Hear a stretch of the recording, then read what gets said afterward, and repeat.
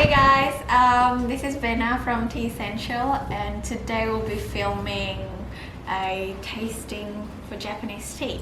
So the reason we're doing this filming is because we are running a new workshop series focusing on each different country's tea, starting from Japan, since we've just been there. Wait for the new video covering those. But yeah, let's taste. We have, from my left, a Gyokuro, so one of the highest grade Japanese green tea, a Houjicha, a Genmaicha, a Bancha, and a blend called Budo Sencha. Right? Let's get brewing and then we can talk about the taste right after. The first one I'm pouring in.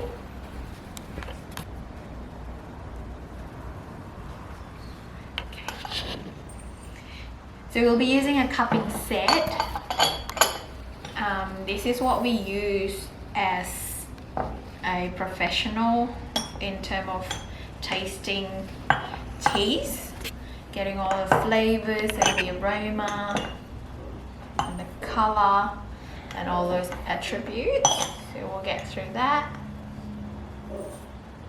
Okay.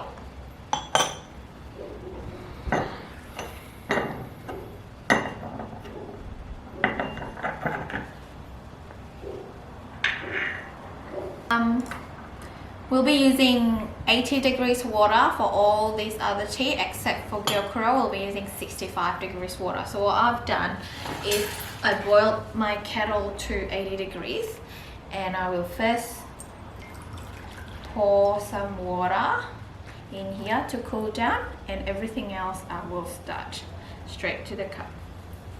We'll be brewing for 2 minutes. And David, please start the timer.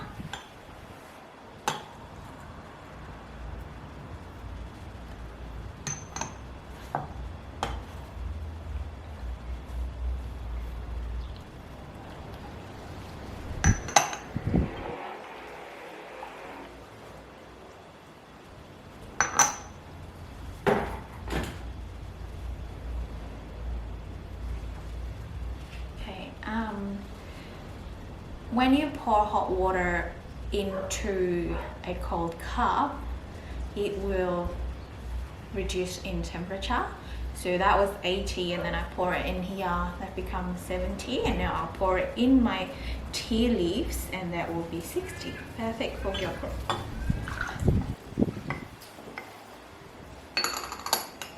And just 45 seconds on this one.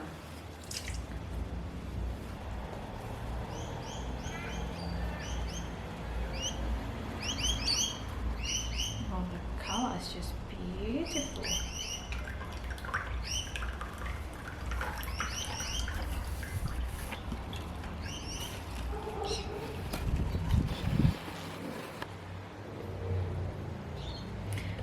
So when you brew Japanese tea, it's important to get the very last drop.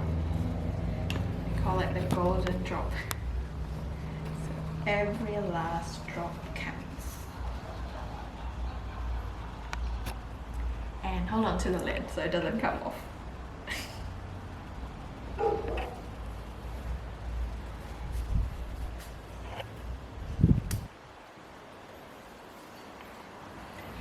Now we're turning it upside down.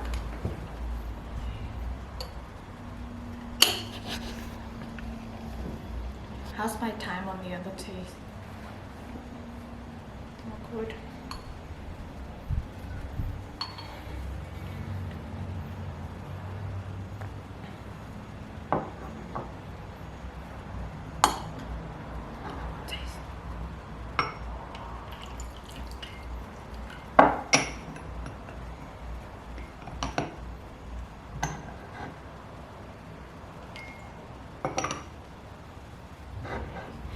Let's taste. Oh, actually, let's smell first.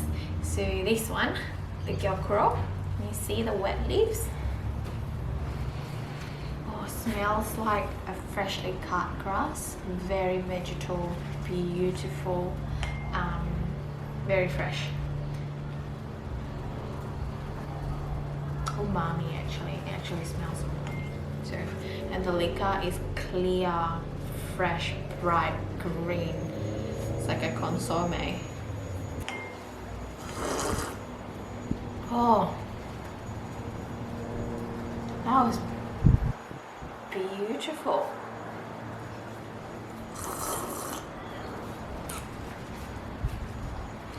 I'm getting a lot of fresh young spinach taste, no bitterness whatsoever. It's almost savory, it's almost soupy, but it's in a very pleasant way. I love Gyokuro.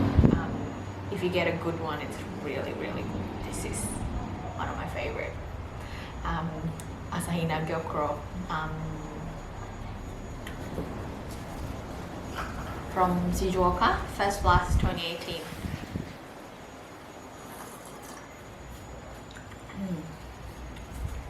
And the taste just lingers in your mouth. It's a little bit of astringency, but very, very fresh. I love this one. Okay, moving on. This is a kukicha. Kuki means bone. So kukicha is the bone of the tea leaves. So in order to make Gyokuro, they remove all the vein or the bone from the middle of the leaves, and they end up with this. And instead of throwing this away as a waste, the Japanese come up with a way of roasting it with sand, very, very high heat, very quick, and it pops and crackles, and we get this kukicha. Let's try it. So same time of harvest, same region, different processing.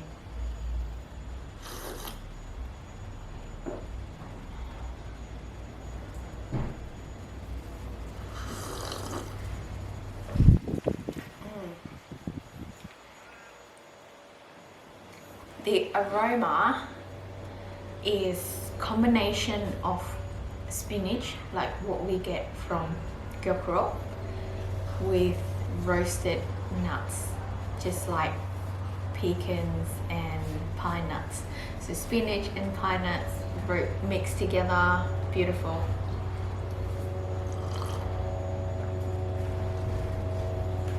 Really, really long aftertaste. It just lingers in the mouth. It coats my whole mouth with this beautiful taste. Oh, I forgot to do the aroma of the white leaves. Very strong roasted aroma. It's beautiful, beautiful. Okay, I don't know how to move on from this one. It's my current favorite. Alright, Genmaicha. So Genmai means rice, and this one is Genmaicha with matcha. Matcha is the powdered green tea. So the toasted rice is the one that looks like rice bubbles. That's the toasted rice, and we have matcha and sencha. Okay, smells. It's like butter toast mixed with ocean air. So imagine eating some delicious warm butter toast at the beach. I think that's really tasty. Okay. And look at the color. Look at that. How beautiful is that? So deep, deep green. So different shades of green, but this one is a nice deep green.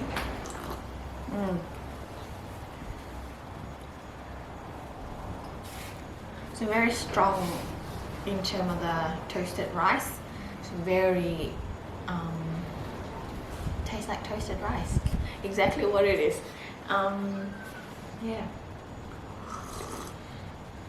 Genmaicha is actually one of my all-time favorite. I like to drink this with Japanese meal, especially sushi. It just goes together really well. There's a backstory to this tea, how it comes together. You need to come to the workshop. I'll tell you, it's actually quite disturbing, but interesting. Delicious. It's just light. What is bancha? It's one of the lower grapes actually. So if you can tell, the leaves are very broken up. They're not all the same. But yeah, it's a nice everyday green tea. So I expect this doesn't have too much of a strong taste. But let's have a smell. So still freshly cut grass. Nothing too overpowering. It's just nice rounded tea. And the color is actually a lot yellower. A lot yellower, is that even a word? A lot more yellow than the rest of them. Okay, it's quite bitter and very, very astringent type of green tea. So if you like that style of green tea, then this is for you. For me personally, I would like it to be a cold brew tea or an iced tea with maybe a little bit of lemon. I think that will just be perfect for this weather. Okay. Then moving on to the Budo Sencha. Budo Sencha is actually a blend of sencha, which is green tea, with grapes. Budo means grape. So grape, pomegranate, and a little bit of blue mallow. The smell is amazing. It's almost like sweet grape candy. Okay, and the color is almost clear, less green in comparison to all the other ones. And let's taste.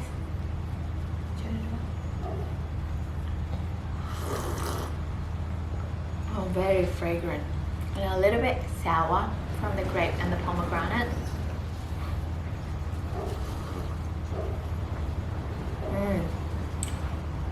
It's quite acidic, and again, these two I think makes a great iced tea.